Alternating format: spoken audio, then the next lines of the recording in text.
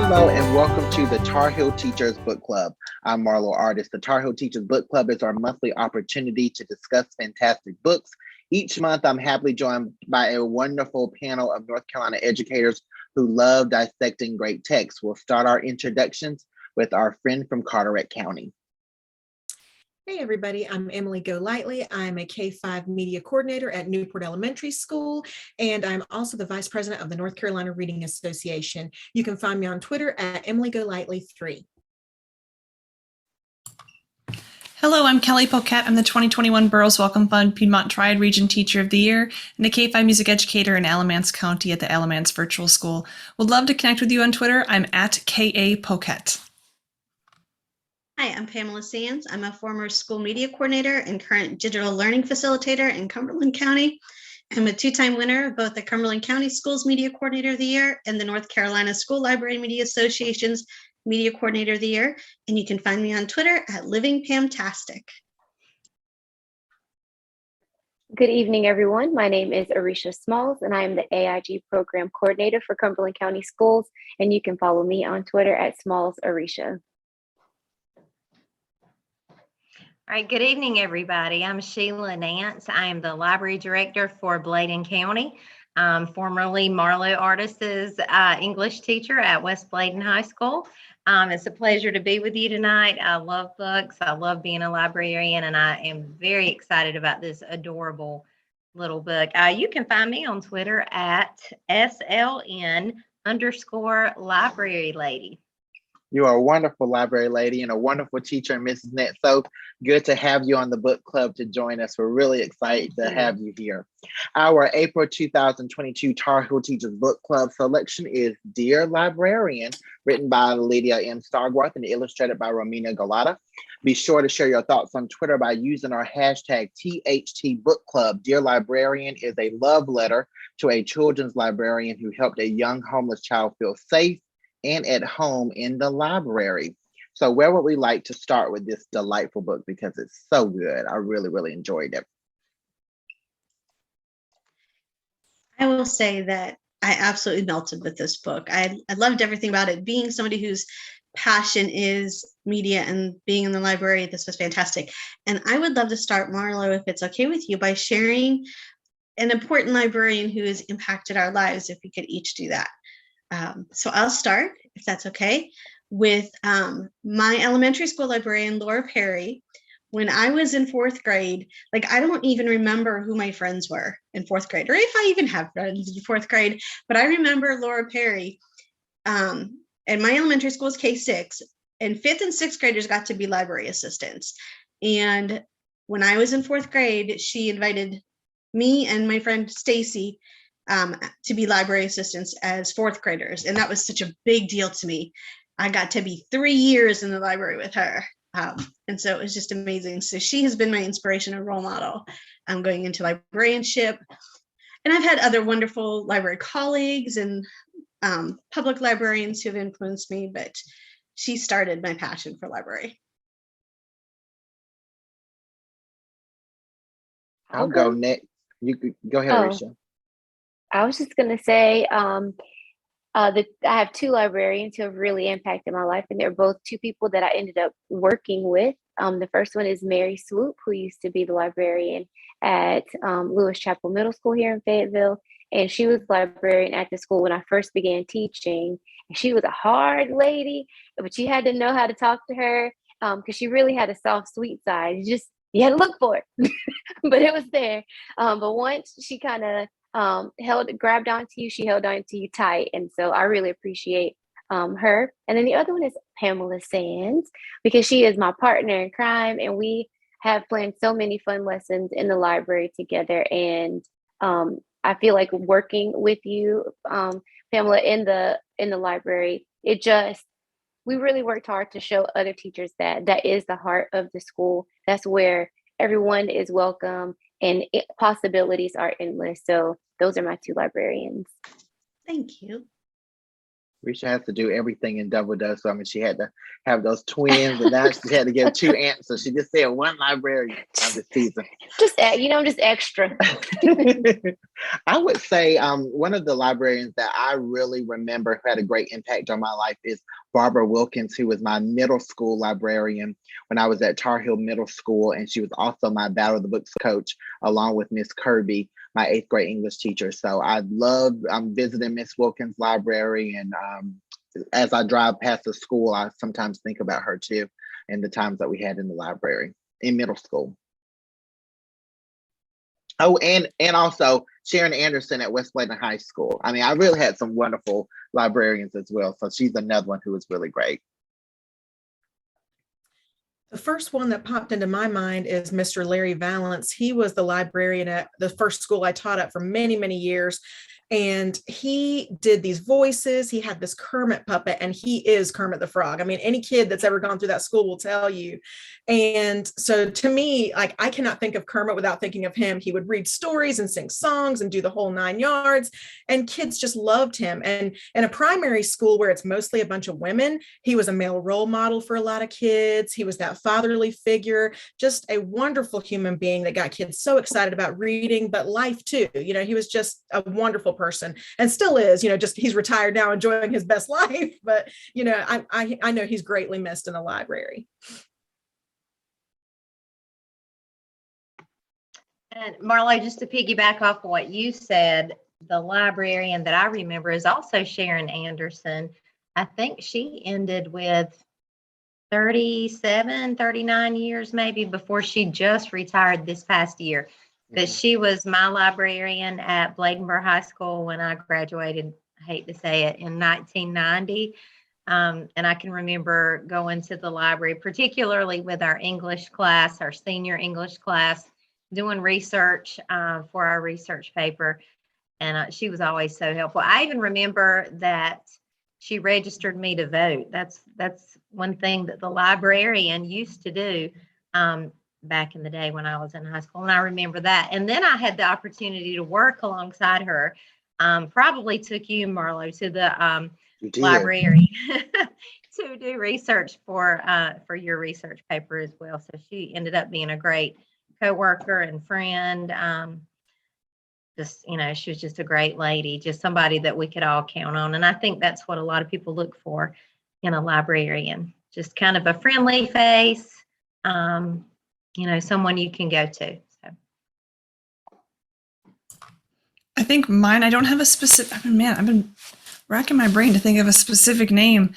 And what really just kept coming back to me is the colleagues that I've worked with who are librarians, who know every child in the school, who know often their library numbers and don't even need to look them up, and have a real feel for the family connections and what's going to work for a kid. And I've worked in many schools, and I knew that was always a person that I could go to and say, okay, this child, how can I reach them? How can I connect with them? And the librarian knew, because they had such a pulse on the beat and of the culture of the school and of the students themselves.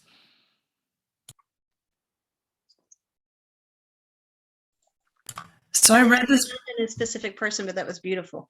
Thank you. I read this book to my family, which my parents were visiting, and so it was my husband and I, my parents, and I just read it out loud. And at the end, we were talking about it, and my dad said, that book was perfect, and I wouldn't change anything. And I thought it just, and I really appreciated how it dealt with homelessness, but it didn't have a negative connotation. It just was like, this is what it was. And it even almost like took me a little bit to figure out that the main character was homeless. I thought that was just really eloquently done, very beautifully done. I did not know what the book was about. You guys know that I don't like to read the backs of the books. I don't want hints. I don't want anything. I like to just be confronted with whatever is inside the cover of the book. So I read the book out loud. Just reading it out loud, and my daughter just happened to be walking through, and I knew immediately that that family was homeless, because I could relate to it, because I was homeless when I was a kid. And reading that book, I have so many questions I want to ask the author, just dealing with how she was able to capture like the real feeling of it and how you feel misplaced in other people's homes, but you still respect that person's home, but you know it's not yours. Like that is a real thing. And I don't think I've ever seen it or read it in such a way. Because I've read about homelessness before. I can think of stories right now off the top of my head where there have homeless characters or families, but that didn't feel like my story. And the beginning of this book felt like my story. I'm so glad to hear you say that, Arisha, because I read this with all of my K2 kids during the Library Appreciation Month and, National Library Month, all those good things. I thought, okay, we're going to feature some librarian stories. And you could tell the kids that needed to see that story and see themselves, because you could just see the look on their faces when they connected with it. And the kids, almost every single class, when I finished it, they applauded. And it's not like it was like, okay, the story's over, let's have some applause. Like they were just so excited about that story. And it gave me goosebumps every single time. I mean, I was trying my hardest not to tear up just because they were that moved as, 5, 6, and 7-year-olds, they connected and it was powerful. And I absolutely loved it. I just have to say, for me at least, when I was living that, I did not know that I was homeless. Like I didn't realize that until years later when I look back at that situation. And I have been rolling it around in my head, like, do I want to share this story with my mom? Because I wonder if she would have viewed our situation as homelessness, or would the book make her view what we were, what we had gone through differently? I don't know. Well, I really liked going back to what you were saying too, and maybe Kelly had said it too, that it didn't try to manipulate your feelings. It wasn't trying to get you to pity the main character or tell it in such a way that it was like, a sob story or sad. It was, and very much like you said, being in other people's homes and being a guest, you have different feelings. And it was just told from a very matter of fact, this was my experience kind of way. And I also really appreciated and enjoyed that. I agree that I'm sorry.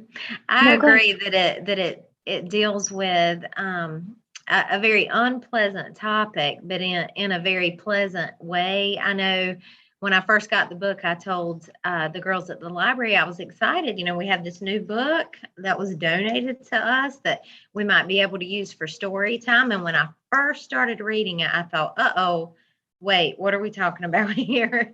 But then as I continued to read, I thought, oh, wow, just the way that the situation was portrayed, I felt like it was very child friendly, and that they could understand it and take away from it just the importance of having a safe place to go, having someone that you feel like makes you feel important, even maybe when your world is not quite what you would want it to be.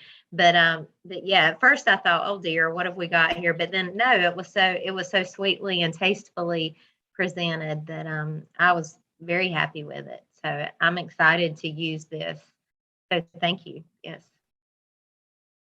It's really a really sweet book, and we're very fortunate that we do have the author joining us. So when we return, we will speak with Lydia Sigwarth about this fantastic book, Dear Librarian. We'll be right back.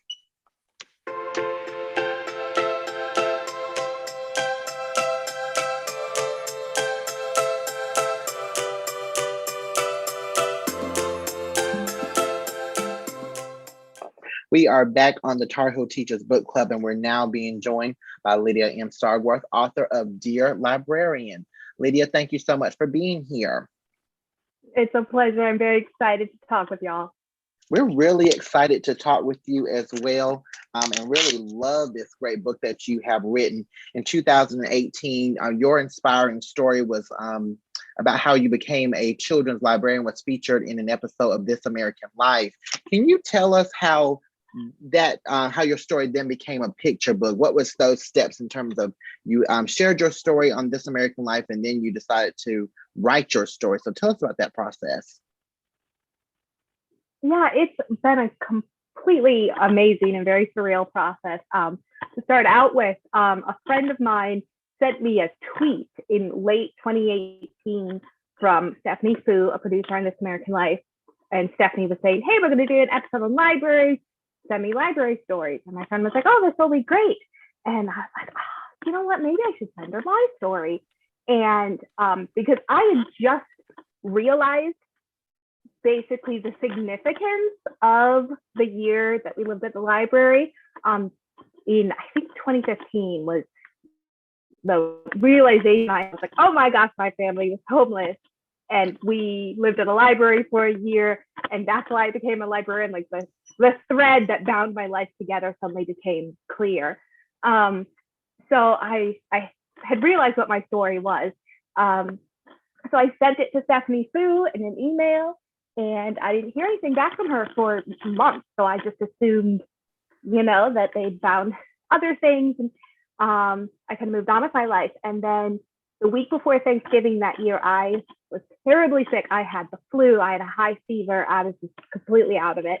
And I woke up one evening after like sleeping all day, and my head was clear for the first time in a really long time. And I was like, oh, okay, I'm going to check my emails because, I'm feeling human. It's the first time this week, and I checked my emails, and I had an email from Stephanie Fu being like, hey, I'm flying to Wisconsin next Wednesday. And I swear at that moment, I was like, this is a fun dream, because this is obviously a fever dream, because this cannot possibly be real. I said to my roommate, I was like, can you just page me? Because I'm sure this is not really happening. But then Stephanie Fu came out that Wednesday, and we went and met my childhood librarian for the first time. And we cried and hugged, and it was the most amazing experience. And, I went home that night, and I was like, I feel like I've had just the pinnacle of my life. I got to be on this podcast and the show that I admire greatly and meet these magazine journalists. And I got to thank the woman who shaped my entire life. So I'm good from here. And then the episode aired that December.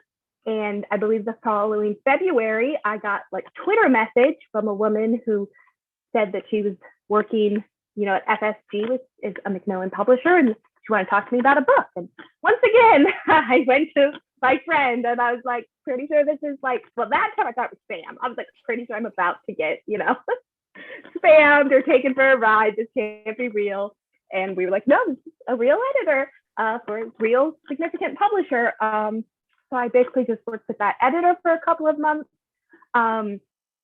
And publishing is such a long and arduous but magical experience. My story is exactly like 800 words long, and every single one of those words was like fretted over and gone over and changed 5 times and changed back to what it originally was. And we spent a lot of time just making sure the work was sensitive and compassionate and accurate. And I had a very specific idea of what I wanted it to be, and I didn't want it to be asking for any type of feeling from the reader. I just wanted it to be the story that I lived, and it to honor the unsung heroes of our society. You did that and more. That's so kind of you. Thank you. Lydia, I wanted to ask you, because I know that this is your real life story in this book that you're sharing with us. When you were younger and your family was kind of bouncing from house to house, at that time, did you feel that you were homeless? Were you aware that that was your family's situation? No, not at all. And over the last couple of years, as I've worked on this book and spoken to amazing people like y'all, I've learned so much about the homelessness, and I just cannot get over the fact that the type of homelessness that we were, which is like this, they would, I think, technically it's called temporarily unhoused or housed in a temporary situation, is what 70%, I believe, of children that are experiencing homelessness, that's the type of homelessness that they are experiencing. So I think as a society, when we hear the word homelessness, we think under a bridge. which is obviously a very serious form of homelessness. And those people definitely need help and support, but you don't think about, the kid who lives at grandma's house, or the family that kind of is living in a couple of different spots. Because have somewhere to live, so they don't need help or assistance. But that's a very, very common form of homelessness, but people don't think of it that way. I didn't realize that we had been homeless until I think it was 2015. I was at my library in a professional setting, and I was listening to a presenter from our local social services talk about how libraries can best serve our unhoused community. And she described an exact situation that I was like, I think she's describing my childhood. So I started crying in a meeting, which is not like the most special moment of my life. But I went home, I called my mom, and I was like, Mom, you remember when we lived at the library? She's like, yeah. I was like, we were homeless. She's like, no. And I was like, no, definition wise, we were homeless. And my mom was so taken aback. And she, we had to have a lot of conversations about it, to be like, hey, this is not me being like, we were homeless and I blame you. It was just more us being like, hey, this is part of our history, and different members of my family were impacted differently by this situation. But I really believe that it changed the course of my life for the better, and set me on my journey. I just want to say this, piggyback on this one thing, and it was, you just said, I don't blame you, when you said you were talking to your mom, and I was making a note right before we started filming, and I said, there's no blame on the parents, the way that you wrote your book. And I don't know if it was because I was feeling that from your book, or I was feeling that from a personal place and my own personal experience, that I don't blame my mom, but I want to share this story with her, because I'm also interested to know if she viewed our situation then as homelessness. But thank you, Lydia, for this book. Well, thank you for sharing your story as well. I really appreciate it. Well, and Lydia, I just have to say, I know it's Dear Librarian and it's focusing on the librarian, but Mama was one of the heroes in this story to me. I absolutely loved her. I loved the way she was illustrated and her fashion and her hair. She was so cute, and she kept it all together with 50 bazillion children. I was very impressed with Mama, because I've got 2 children, and I can't imagine bouncing from place to place to place and still making it seem like a fun adventure. So how amazing is your mom? I thought that was pretty awesome. Oh, I'm so excited to tell her. I'm going to be like, Mom, your fan club is expanding. No, I'm huge fan of my mother. She's a very amazing person. It's interesting as an adult to look back at your childhood with your parents who were also adults, obviously, during your childhood, and to look over things and the choices that were made, and just be like, that's the thing that happened, and we made it through. And yeah, my mom's she's a saint, at least the patience of a saint, for sure. And yes, her hair really looked like that. My illustrator was fantastic. I sent her so many pictures, and my family, and she really captured us all, but captured us all at our best. My sisters and I have had lots of laughs about we never all looked that put together. And they were also like, why is there's a bow in my hair for the whole book? And they think that's hilarious. They're like, you would never have kept a bow in your hair. You would have written that out right away. And I was like, this is my best self, okay? I'm the cute and together in this book. Did your sisters and your little brother kind of take to the library the way that you did? Did they feel like it was a safe haven for them during that time? To the extent, or to some extent? We all had pretty different experiences. I think we all did feel it as a haven at that point, for sure. I think that year of our life was definitely harder on my older siblings, because they were like early teenagers, so it was much harder for them to move around. But they have said that I liked going to the library, because they would just drop me off in the children's section and be like, bye. So they would go hide in the teen section and not deal with me for a couple hours. So yeah, they liked that they had their own section at the library, and unlike at home and the cramped quarters we were with wherever we were staying. And they were, I was constantly into their stuff, that they were like at the library, they had their own section. They were away from their siblings. They didn't have the responsibility to be looking after me and my younger brother. They could just be teenagers for a little while.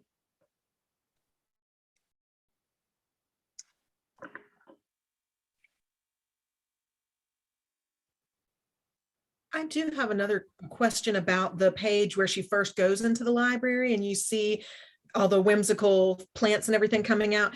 Did you get to have any conversation with the illustrator about that? Because every time I got to that page, there would be kids in the class that would gasp and be like, and just so excited by that page in particular, just the whimsy and magical, mystical place that it was and how colorful. And I love that particular spread. And I'm curious how much input you got to have in it. I love my illustrator. I am so in awe of her. I'm really lucky because Dear Librarian is the first published book that she illustrated. And she has gone on to just have a total boom in her career. And I'm so happy and proud of her because she's the real deal. And yeah, the magic was it was her idea. I remember the first time I got that sketch. And I turned a page over and I gasped and started crying right away because it elicited the same feeling in me. It's like a moment where I flashed back to my childhood of this is how it feels. And she was able to put that on the paper. And I know that our team and definitely me were more magic. We love this. And she had just kind of done it a couple of places. We were like, more magic, because we just loved it so much. And it was such a perfect way to that, and the little animals and things are such a perfect way to illustrate how a library can feel to a child who's looking for that magic and seeing it. Lydia, speaking of magical moments, what were some things that you experienced, if you can remember any specifics, as a child that you now as a librarian yourself do because it was so meaningful to you as a child and you want other children to experience the same thing? Yeah, so Deb Stevenson, my librarian, she was an amazing person who obviously, a year of my life spent with her molded me as a person so specifically. And it's so funny because I didn't see her for 20 years. And then when I spoke to her, I was like, oh, I think I do stuff that I'm modeling on how she did it, even though I was 6 and it's all subconscious. But yeah, a lot of it is just that I really try to do is just listening to the kids I have a hard time explaining this, but not they're a grown up, but not they're a kid. Just as if they were just a person and a peer and someone who I am, friends with. I want them to, I listen to them as if they were my friend, which is hilarious when they're 3 and trying to tell you various things, serious thing about dinosaurs. And I'm I have no idea what you're talking about, kid, but I am here for it. And the other thing that was a moment from that year that I keep with me was that Deb, one time when we came in, she was like, Lydia, I saw this book and I thought of you. And I was like, this is the perfect Lydia book. And it was the book, The 12 Dancing Princesses. And she was like, oh, because you have a lot of sisters. And this princess has a lot of sisters. And in that moment, I was like, the only thing this librarian does all day is look through books for me. She doesn't think about any other patrons, just me. She's only looking for perfect books for me. And she understands me at a level nobody else does because I have sisters and she understands that. And I thought that I was the most important patron in the entire world. She didn't care about any other kids, just me. And when I met Deb 20 years later, she was like, oh, I gave that book to all the kids. I love that book. Every kid, I figured out a way to tell every kid that this should be their favorite book because I thought it was a pretty book. So I really, try to do my best to keep an eye out for books for kids and tell them oh, I thought about you when you weren't here. Even if you're not here in the library, I'm still thinking about you. I still care about you. So I try to help kids feel that way. I do my best. I don't know if I'm quite as successful as Deb Stevenson was, but I try.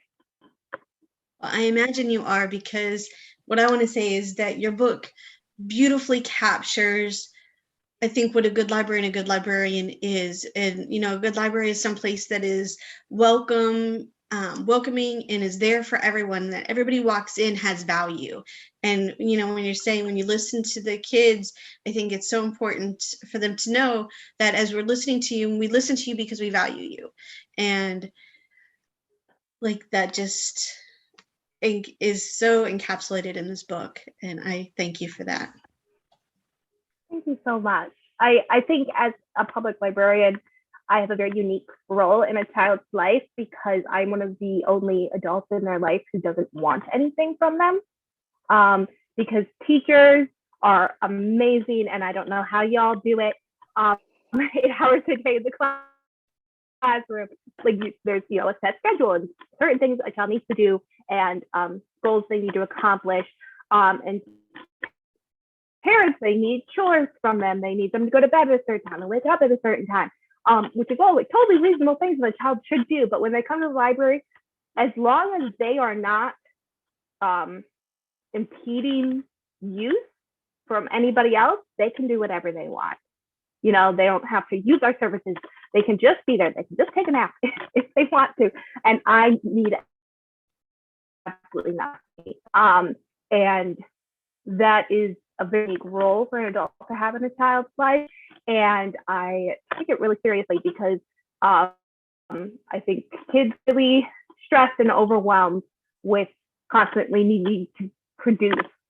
And at the library, they don't need to produce anything. They can just exist.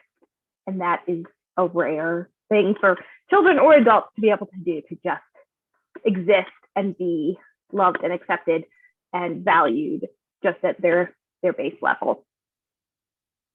I'm glad to hear you say that, because I feel like the library offers so much more than just books. And so many people think, oh, the library, you go there to get books, but there's just so much more. You know, our children come in and, you know, they might be playing with Legos. We might be doing a STEM activity. They might be playing ABC Mouse on the iPad. That's fine too.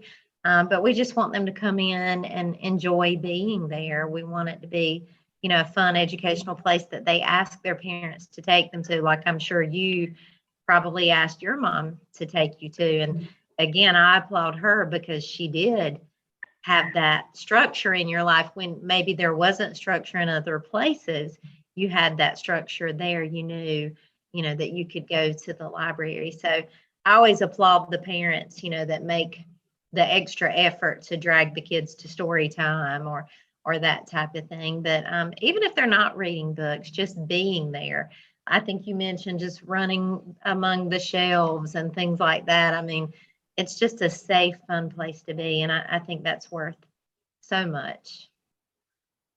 And my mom and I very much credit the staff of the library we were going to for creating an environment that we felt safe and comfortable being there for, especially the extended amount of time that we were there, because I know that they're, you know, if the staff had been a little standoffish or a little passive aggressive about, you know, the fact that we were there all day, I know my mom would have been like, oh, well, we're bothering the librarians. We're not going to be here as long as we are.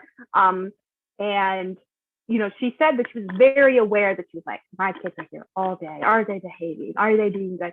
And she always just felt very welcomed and supported by the staff. And I think that is a small element of my story that is the most important, because she would not have continued to take us back if she hadn't felt welcomed. And I know, as in my work, that there, you know, we will have families similar to mine who don't have anywhere else to go, and they will be at the library for a very long time, and the kids start to get squirrely and they start poking each other, and, you know, they start running, and, you know, at that point I'm like, why don't you just take them home? You know, my annoyed side tries to act up, but then be like, you know what?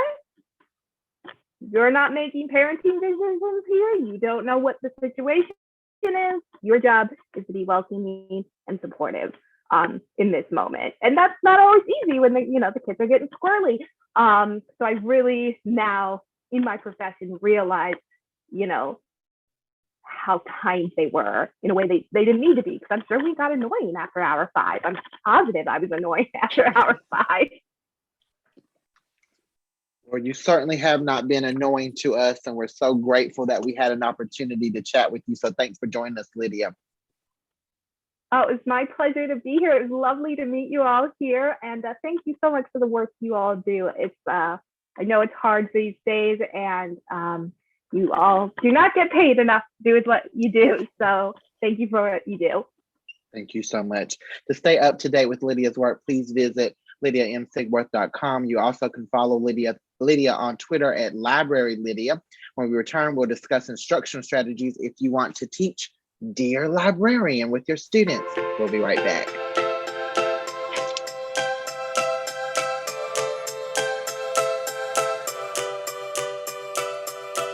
We are back on the Tar Heel Teachers Book Club, and now we're going to discuss some instructional strategies if you want to teach Dear Librarian.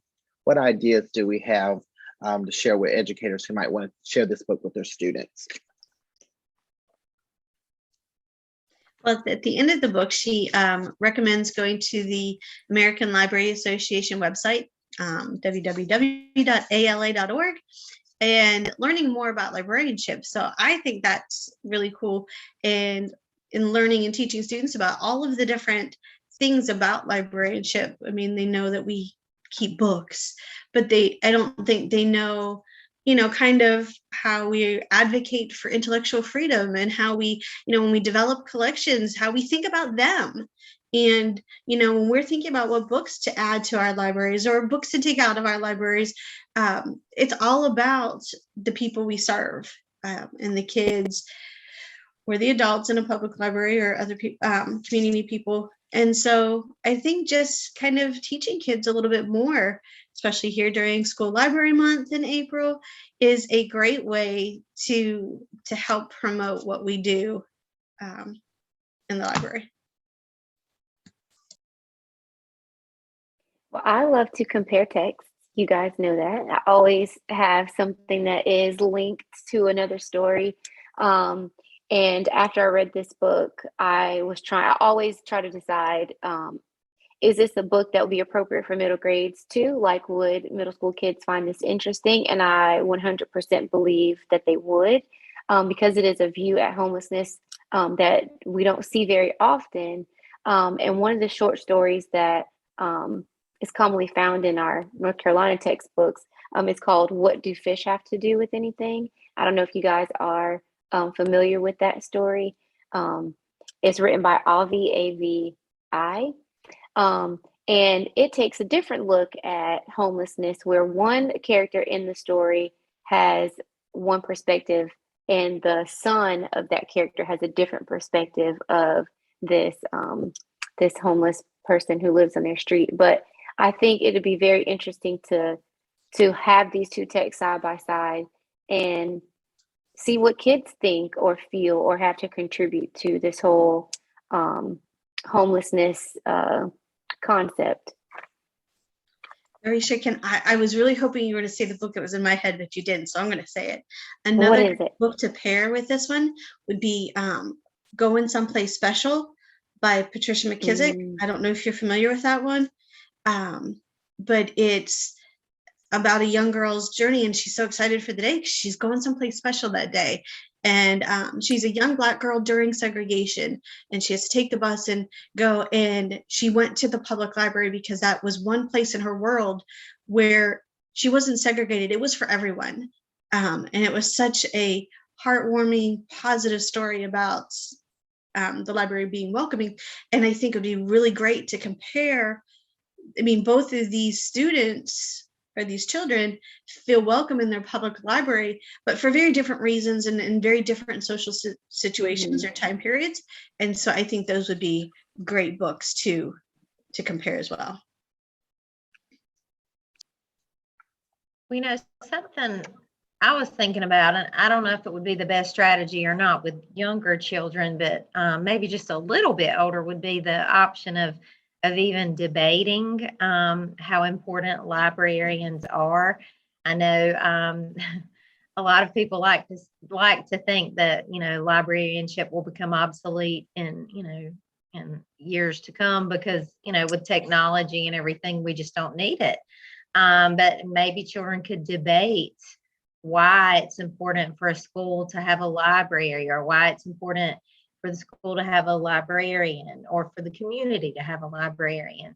I know kids like to get in, spirited discussions and offer reasons or support for their argument. And I just think that would be a neat opportunity, just to kind of get them to think a little bit deeper about what librarians offer. So just a thought. I like that.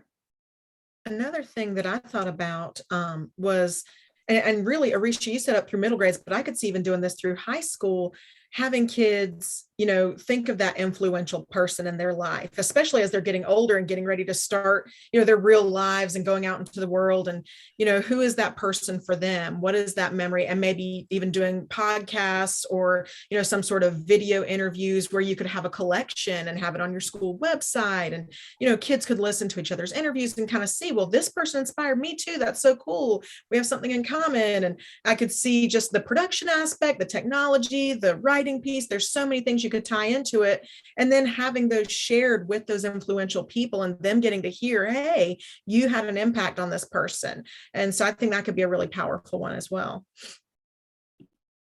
Emily, I was thinking along those exact same lines, and you made it even better than I was thinking, which I think is fabulous. So I was thinking, I was just kind of in the elementary age of like, well, 4th or 5th graders could probably find someone that's been and write something nice, and maybe do like a dear question mark kind of activity, and like do a whole display. But podcast, and love that. It's so cool.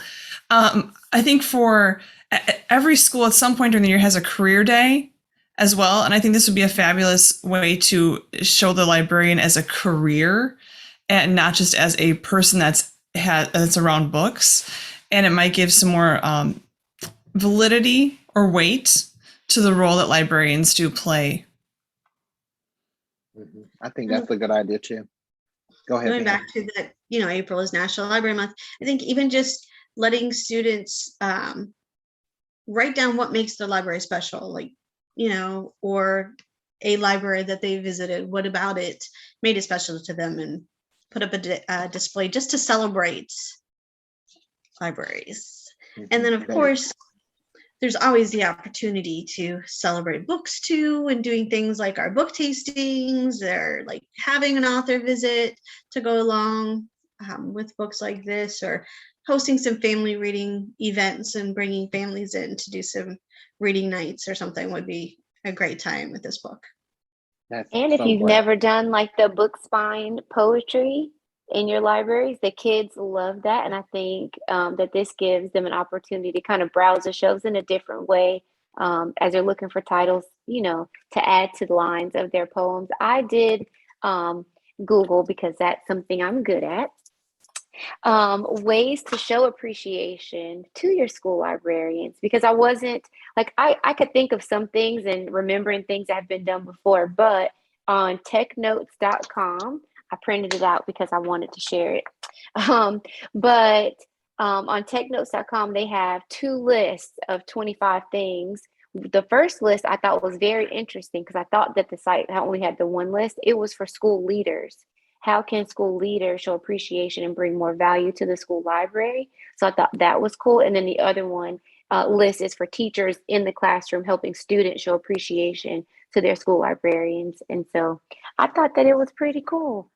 One of them, Sands, I know you'll appreciate, one of them for school leaders says to share the librarian's Amazon wish list.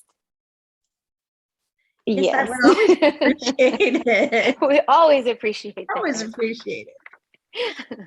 Really, really enjoyable. I did look up that this is the 37th year for School Library Month. And so we celebrate school librarians and public librarians. I mean, we just love libraries around here. And we're really grateful that we had an opportunity to share this book, Dear Librarian. So if you have not picked up a copy, make sure that you order it. You will not regret it. It's a really great book. We look forward to seeing you next time on the Tar Heel Teachers Book Club.